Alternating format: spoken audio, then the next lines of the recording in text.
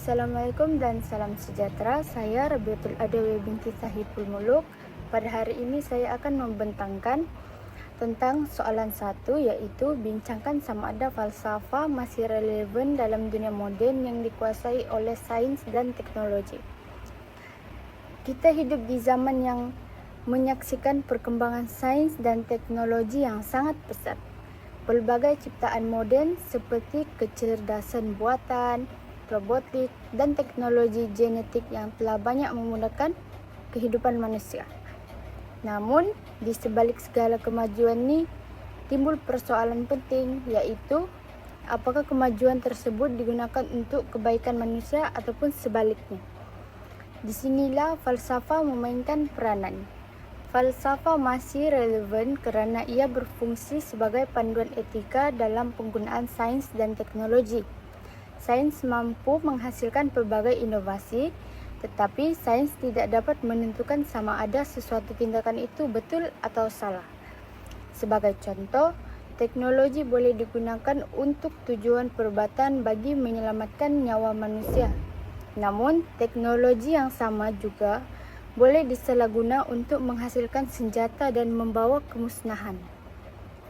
Oleh itu, falsafah membantu manusia untuk pertimbangkan moral supaya kemajuan yang dicapai memberi manfaat kepada masyarakat dan bukannya mendatangkan keburukan. Selain itu, falsafah juga penting sebagai benteng dalam pertumbuhan model insan.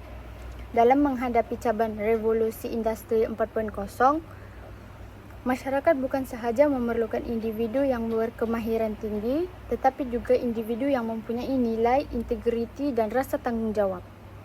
Melalui falsafah pendidikan kebangsaan, pendidikan di Malaysia bertujuan melahirkan insan yang seimbang dari segi intelek, rohani, emosi dan jasmani.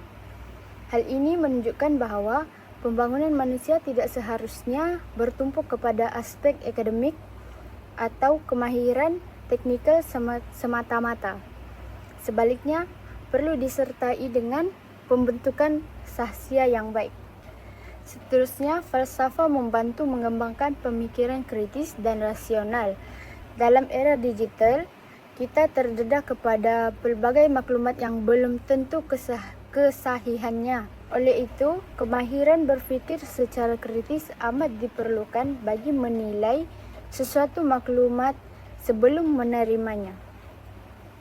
Falsafah melatih individu untuk bertanya, menganalisis, dan membuat keputusan berdasarkan hujah yang logik. Kemahiran ini sangat penting agar masyarakat tidak mudah terpengaruh dengan berita palsu atau maklumat yang mengelirukan. Namun begitu, pandangan ini boleh disangkal. Hal ini kerana falsafah sebenarnya menjadi asas kepada perkembangan pelbagai bidang ilmu termasuk sains itu sendiri. Falsafah mengajar manusia untuk berfikir secara sistematik, mempersoalkan sesuatu perkara dan mencari kebenaran melalui hujah yang kukuh.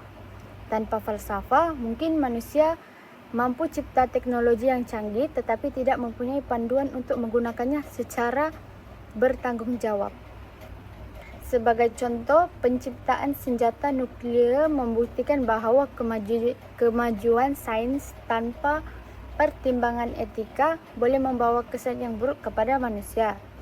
Begitu juga dengan perkembangan teknologi kecerdasan buatan di masa kini. Jika penggunaannya tidak dikawal dengan baik, maka pelbagai isu seperti pencerobohan privasi, penyebaran maklumat palsu, dan ketidakadilan sosial akan berlaku. Kesimpulannya, falsafah masih relevan dalam era sains dan teknologi kerana ia berperanan sebagai panduan etika, benteng pembentuk model insan, serta pemangkin kepada pemikiran kritis.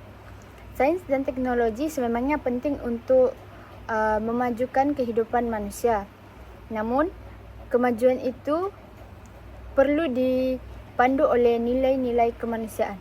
Oleh itu, falsafah sains harus bergerak seiring agar pembangunan yang dicapai bukan sahaja membawa kemajuan, tetapi juga kesejahteraan dan keadilan dalam masyarakat.